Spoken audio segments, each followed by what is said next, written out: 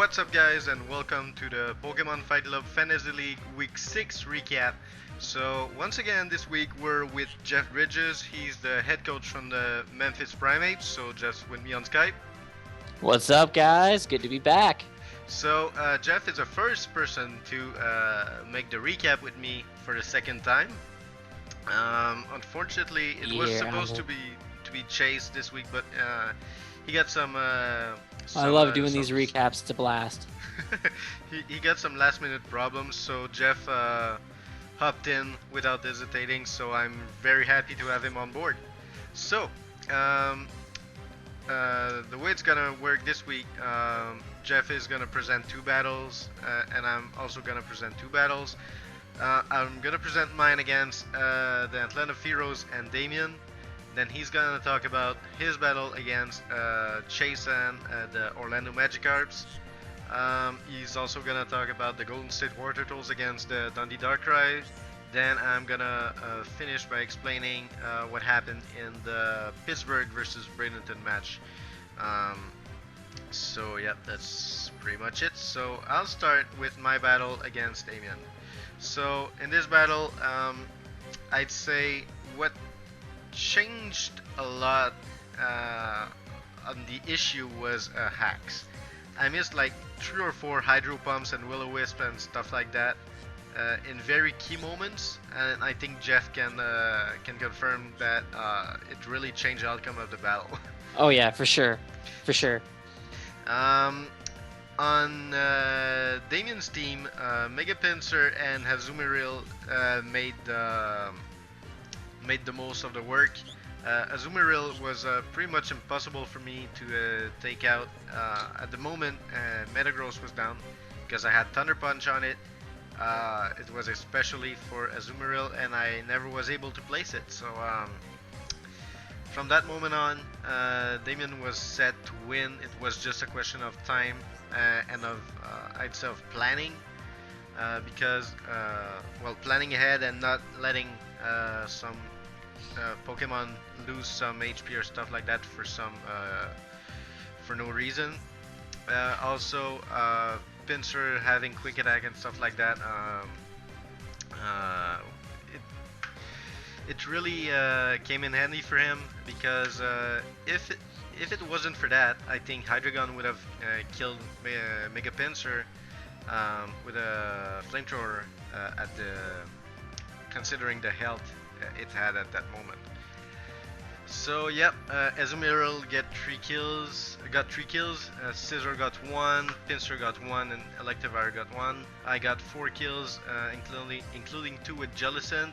I got a kill with Miss Magus on the Azumarill using Destiny Bond, and I also got 1 kill on with Rotom. I don't remember against who it was. I think it was against Scizor, but I'm not too sure. One thing I definitely want to say, especially another thing to go out to the other coaches in the league, and for future reference as well, if someone brings an Azumarill against you, that's your #1 priority, is you take out that Azumarill, because if you let Azumarill get going, it's almost impossible to shut down. Yeah, it was choice banded this week, so some of my Pokemon like Miss Magus, Chansey, stuff like that, really didn't like facing a choice banded Azumarill with moves like Player Off and even Aqua Jet. Even though my Miss Magus was sashed just for using being sure to place a Destiny Bond, it couldn't do much. Basically, the battle was over, as I said. At the moment, Metagross went down, so that's it. Next battle is your battle against Orlando, so I'll let you talk about it. Okay, so coming off of my first loss last week against the Golden State Wartortles, I kind of had to come back and deliver a dominating performance to kind of reassert myself in the league, kind of put myself back into a more dominant position, not show any form of weakness off of my loss.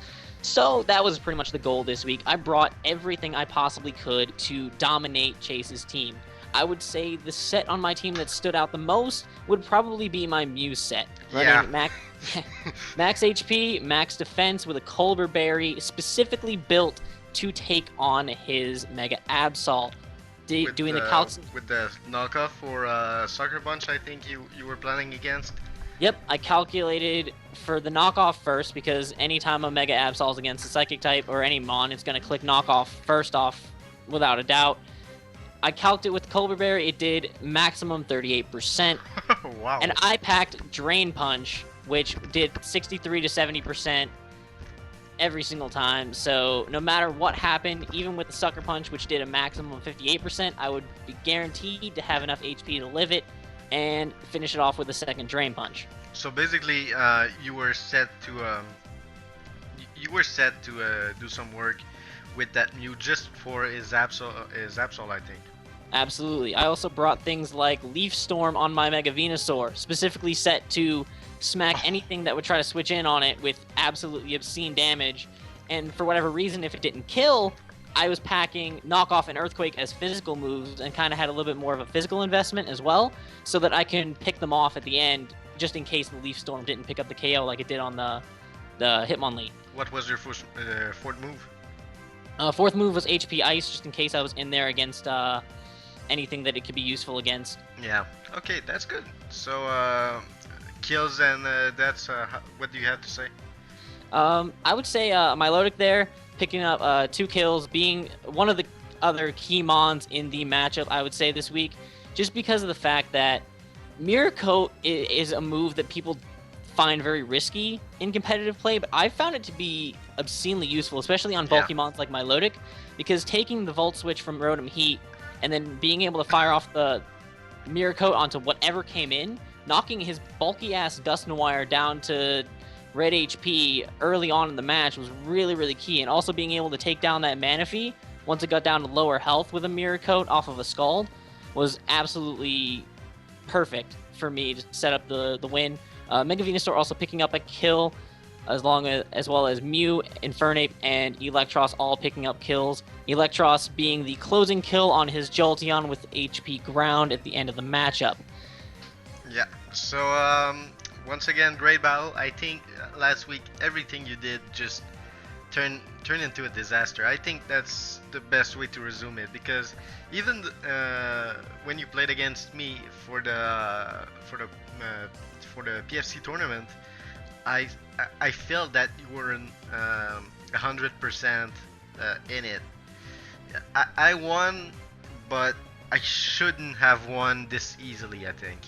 Yeah, I don't know what it was last week. I just wasn't in it. I wasn't totally there. I was off in every form of battling that I did last week. It was a mess. It was a mess, and it definitely showed. Alright, so next battle, Golden State against Dundee, so go ahead. Alright, so I have a lot to say about this matchup. Basically, it comes down to a situation of having all the tools without really knowing how to use them. I personally... There was a problem on the layout. It's not 4-0, it's 3-0, but go ahead, I just realized it. I talked to Alistair a lot, because he's been chatting with me, trying to get some advice and some help for team building and stuff like that. And I pretty much helped him build the team he had for this week. And I'll personally say, in every essence, there's no way he should have lost this match.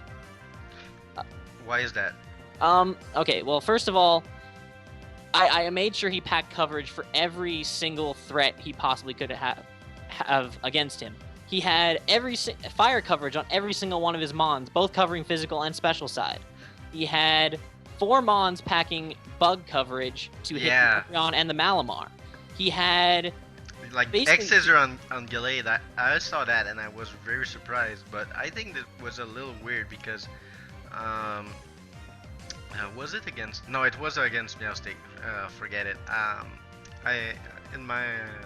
From my memories, was against Umbreon. I was like, why would you use a bug move when you can use a stab? Close combat, move? yeah. But I mean, a couple of the plays he made were very questionable in my opinion as well.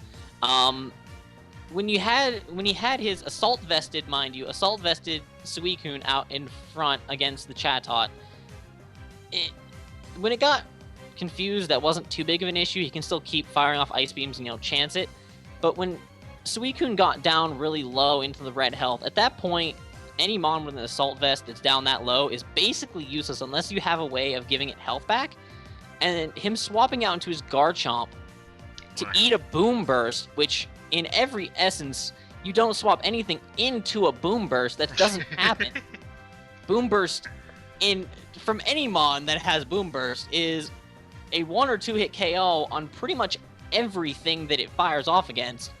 It's not gonna live it. There's no reason to waste a Garchomp that early. Just let Suicune die and that would have been a lot easier, and then he could have brought anything in that's faster. He had plenty of Mons that I made sure were faster than a Chatot to bring it in and finish it off. And I don't know. There was a couple things that I definitely can say on Andy's side as well. He played phenomenally. The double switch that he pulled with his Scizor back out into his Umbreon against the Mega Alakazam, baiting out to see if he had HP Fire, which he did. Yep. Kind of to make sure he didn't keep Scizor in, because Scizor would have easily died to an HP Fire from a Mega Alakazam, let's be honest. Yeah, 175 special attack. Oh yeah, especially since it was modest as well. There was no way it was living. And I think, I'm not too sure, but Mega Alakazam has Trace. Did he trace the Technician? No, I think he ended up tracing the big pecs off of. Oh yeah, you're right. Chatot, which ended up being useless, but overall, not too big of a deal. As well, I will say one thing though, there was a little bit of hacks I think kind of mattered on Alistair's side. Could have brought the differential down. He did miss the first Focus Blast against the Umbreon, which, based upon the damage that the second Focus Blast he fired off did, could have. If he had hit that first one, it would have killed the Umbreon. Guaranteed, it would have killed the Umbreon. So, that did he have Dazzling Gleam?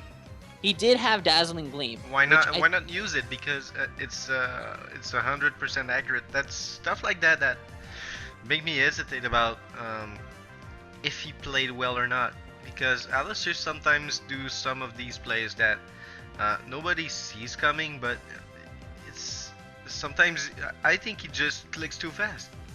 Yeah, he definitely does rush his plays a lot, and that does cost him in the long run. I will say, I can also say Andy was being a bit of a dick, though. I can say in the later part of the match should have ended about 10, 12 turns earlier than it did, especially when it ended up just being Glaceon versus the world. It was locked into Signal Beam. You had things that resisted Signal Beam. You still had your he just Scizor. wanted for his Umbreon to take the lead in he wanted Umbreon to be the MVP and stall it out, Yeah, he wanted but he could have easily Umbreon to take the kill lead in the league, because that's what he did. It's right in front of Mega Metagross, and what's the other one? I think it's I'm not too sure. I think it's your Tyrantrum or something. Tyrantrum's way up there. I know it's got 7 or 8 kills, and Umbreon Tyrantrum has 7 right now, but it'll get more. Okay, I have 8 on my Mega Metagross. So one thing's for sure, he was in the top 3. Oh yeah. So yeah. Anything else to say on this battle? Because I watched it real quick. I think if you have something else to say, you might know better than me. I mean, I think overall that kind of covers it a lot. I mean, he could have ended it sooner. He didn't, but I understand why he didn't, wanting to get Umbreon at the top of the leaderboard, which is fair, which is totally fair. Again, Alistair, I don't know if he's ever going to watch this, but he probably should. Take it easy, man. You need to slow down and really think about your plays before you make them. Kind of really sort it out in your head, all the possible things that can go down before you click that move or you click that switch, to kind of see, what you potentially can do to save yourself in whatever situation you end up in. Andy, again, great job. Well played, buddy. You did good. Good match overall. For Golden State, picking up another win this week. All right, so that's it for the third battle. fourth battle is a little special because it was a forfeit. Casey had a lot of stuff to do last week and he couldn't battle. So basically, what we had was determine which one of the two players deserve to win by forfeit, because both of them were very busy and didn't make their best to get a battle going. But we determined that Martin was did his fair part in trying to have a battle. So that means, like we said in the rules video, when someone fails to report in a battle, this person will lose by the default score of 4-0. So we simulated the probable score if it was to end 4-0. So you and I sat down and chatted a little bit, and basically what we came as a conclusion was that for Pittsburgh, the two Pokemon that would get kills were Landorus, maybe on a weak Manectric or something that Martin would just let die, or try to hit with an HP Ice and not kill or something, and then die to Earthquake. So that's one kill for Landorus T. And the other one is Ambipom revenge killing with a fake out or something like that. So we came to the conclusion that Ambipom more than likely would have gotten a kill. So that's it for Pittsburgh. I want to talk about which kills, which Pokemon would have gotten a kill for Bradenton. Yeah. I felt when we were talking about it, we discussed that a special Cacturn, which is something that Martin has brought in the past, a special Cacturn would easily be able to handle a Mega Slowbro. Yep. Completely counters it, completely walls all of its stab moves. So we said Cacturn would be able to pick up the kill on Mega Slowbro, with then obviously Ambipom revenge killing that in the long run. We did agree that Manectric would pick up a kill.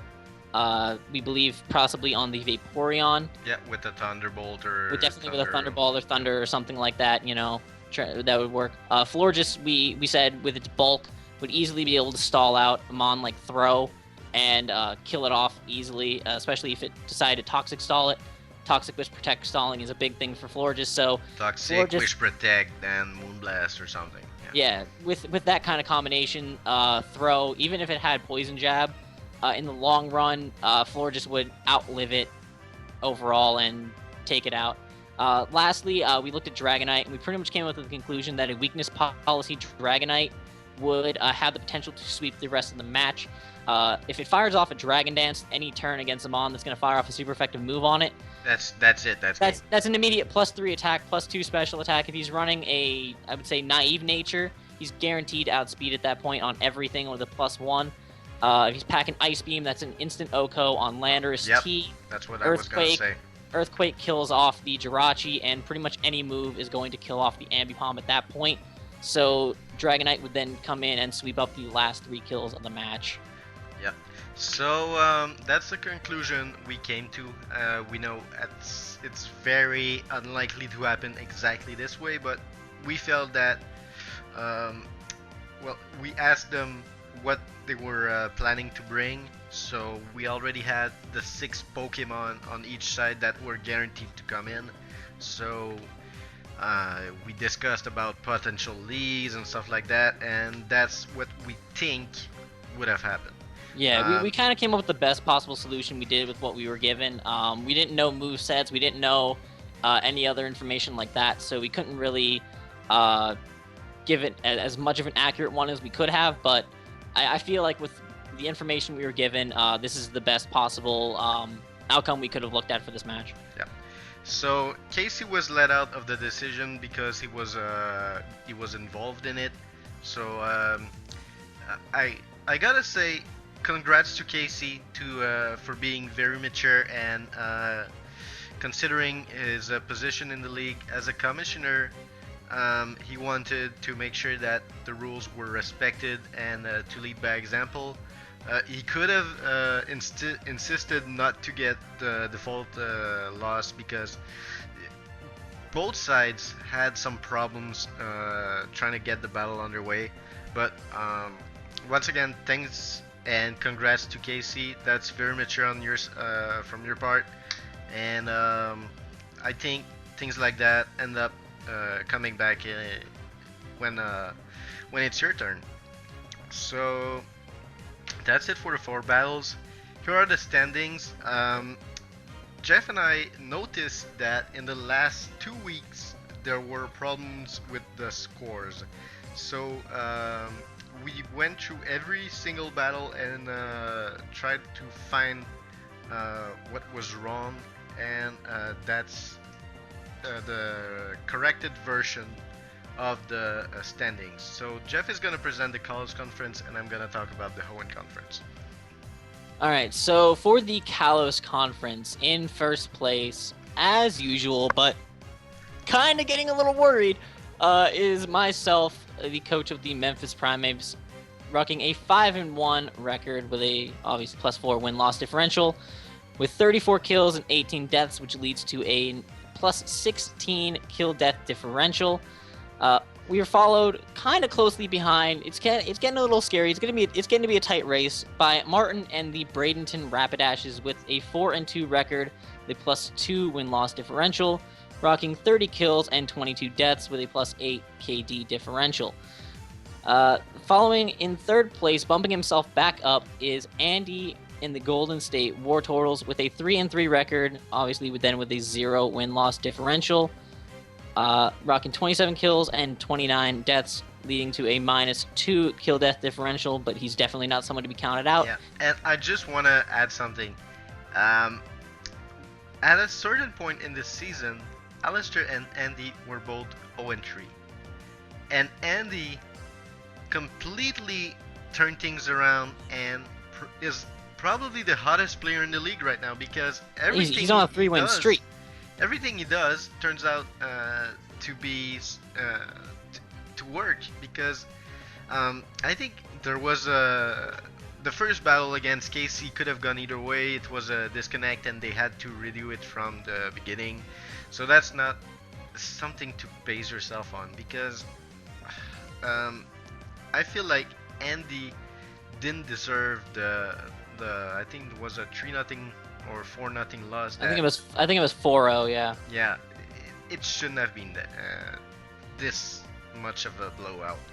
So I could honestly probably be in the positive KD differential right now if it wasn't just for that.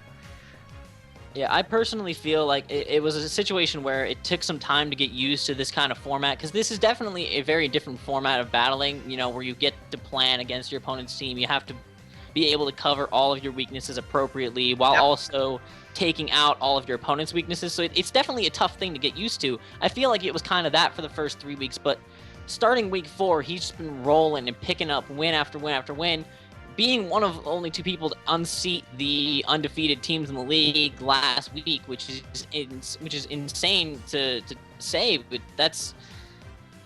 he was the first one to do it. That's pretty impressive.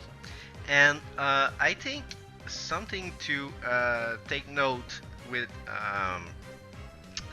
Andy is that he didn't panic at any time. He saw that Delphox wasn't a good Pokemon for him. It didn't work like he thought it would. He switched it for Ditto.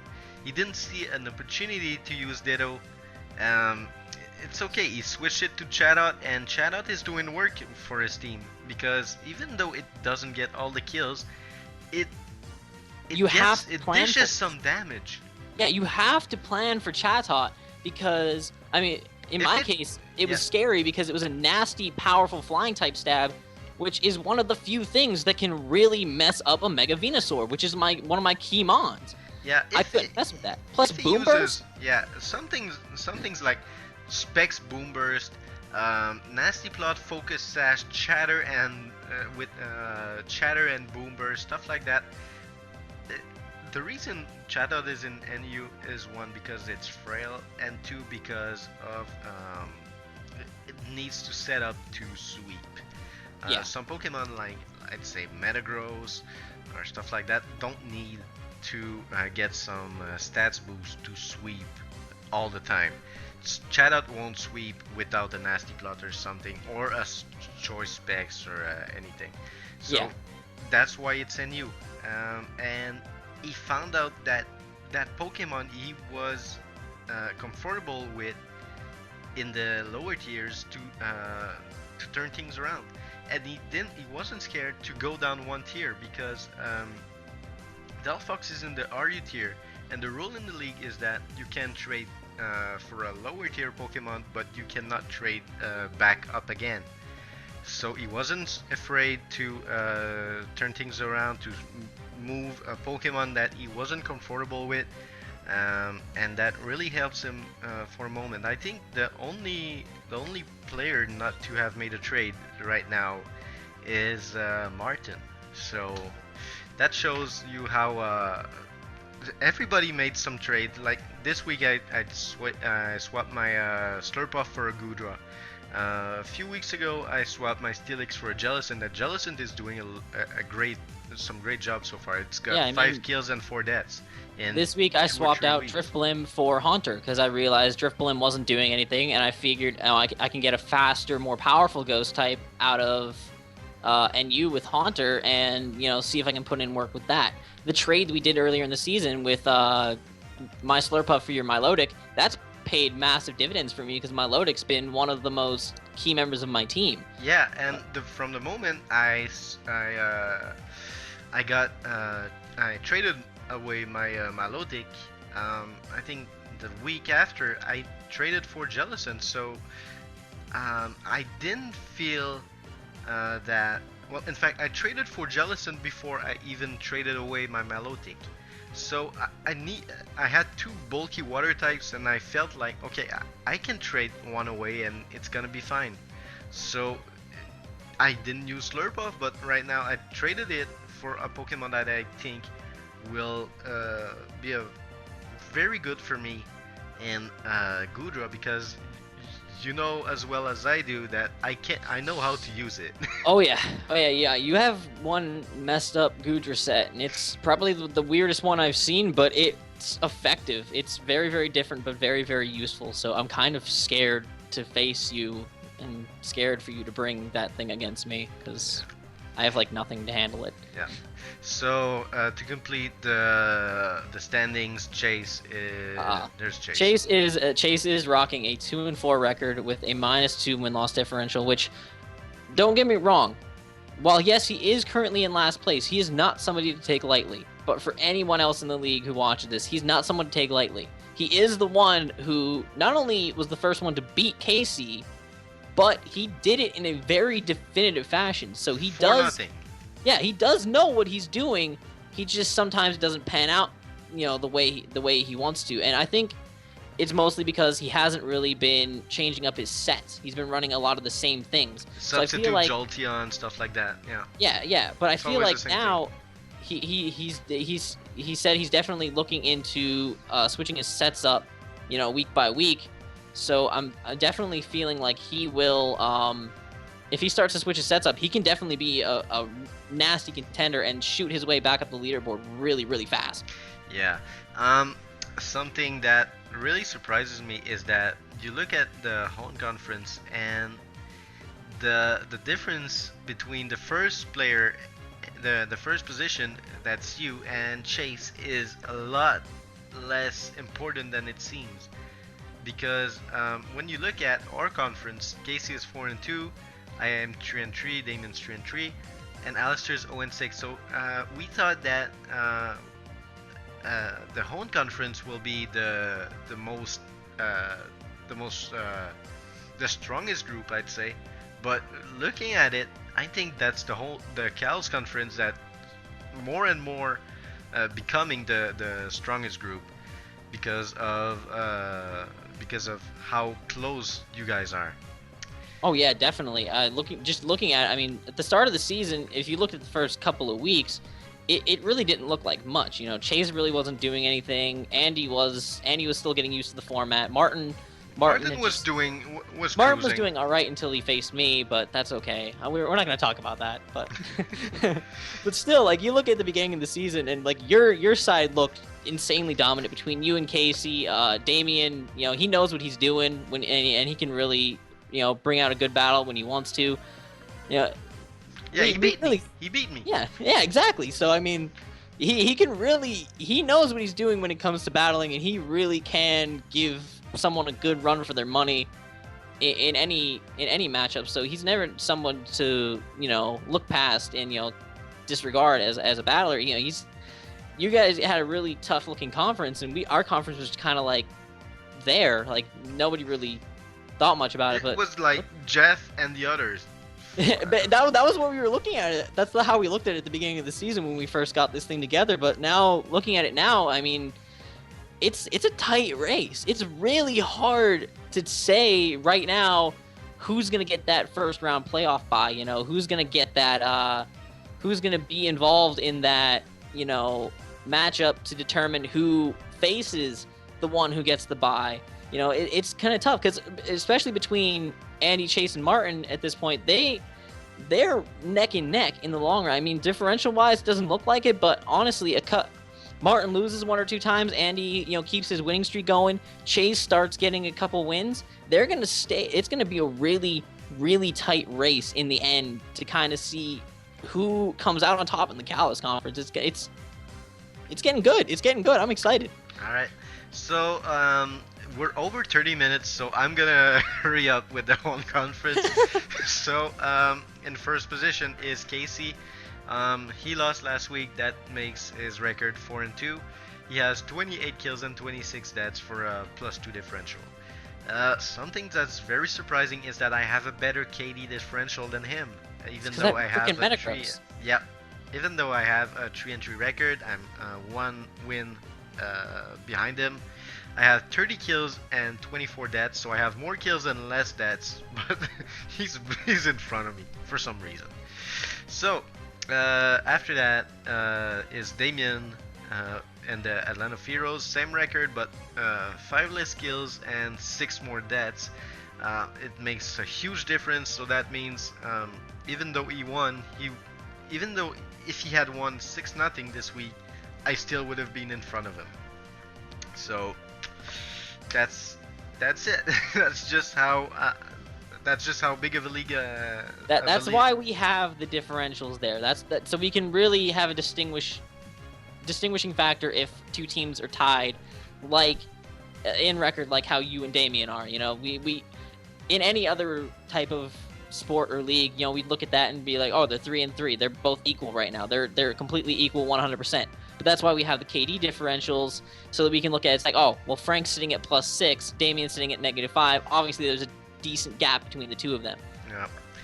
But if he wins 1-0 and I lose 6-0 or something, it just gets even closer. So, in fact, if we both get a 6-0 score, one in his favor and one in my disfavor, he takes the lead. But that's very unlikely to happen in this league, having a 6-0 win. But anyways, and Alistair and the Dundee Darkrais close the home conference with a 0-6 record, 19 kills and 36 deaths.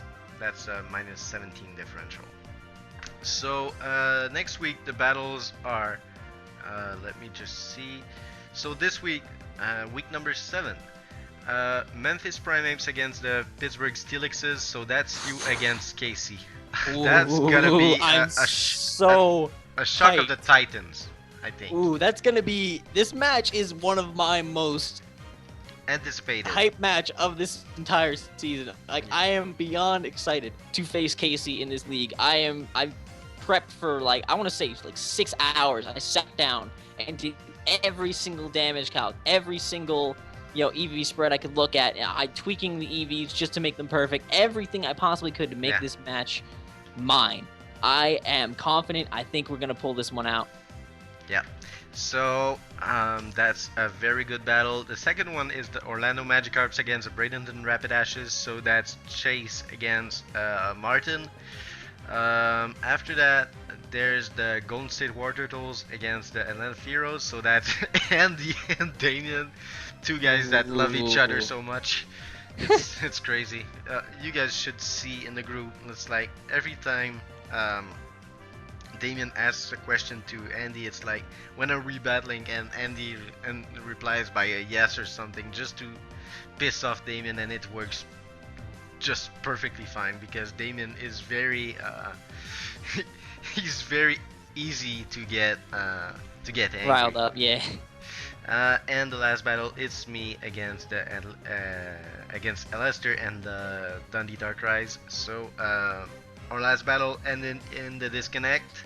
I hope this won't happen again this week. I want to have a good and fair battle against him. So yeah, that's pretty much it for this week. So Jeff, do you want to have the last word? As the season's coming on the, like, we're over the hump now. We're past the halfway point. You know, it's coming down closer to the playoffs. It's getting more and more exciting, more and more tense. Everyone's very comfortable with the teams that they have at this point, especially after the couple swaps that we had this week. Everyone's pretty much primed and ready for the playoffs, and I'm really excited because I feel like the battles over the next couple of weeks are going to be 10 times more intense than they have been for the earlier half of the season. So I am because we see so the pumped. finish line coming, and we have some objectives. You're gonna put on the gas, and you're gonna put everything you can into each and every match to make it to that finish line. Yeah, and something that's gonna start happening is we're gonna think about the differential, like making sacrifices in order to get a 3-0 win or a 2-0 win instead of a safer 1 or 2-0 win. Some people for the differential are gonna take some more risks, and it can either turn in their favor or in their disfavor. So it's gonna be very interesting. So thanks a lot, Jeff, for coming. Once again, very nice to have you on, and yep, that's it for this week. So thank you guys for watching. Please leave a like, comment, subscribe, follow me on Twitter and on Twitch. And if you guys want to follow the Pokemon Fight Club Fantasy League from the inside, the link to the group will be in the description below. So yeah, that's it. Thanks a lot, and peace.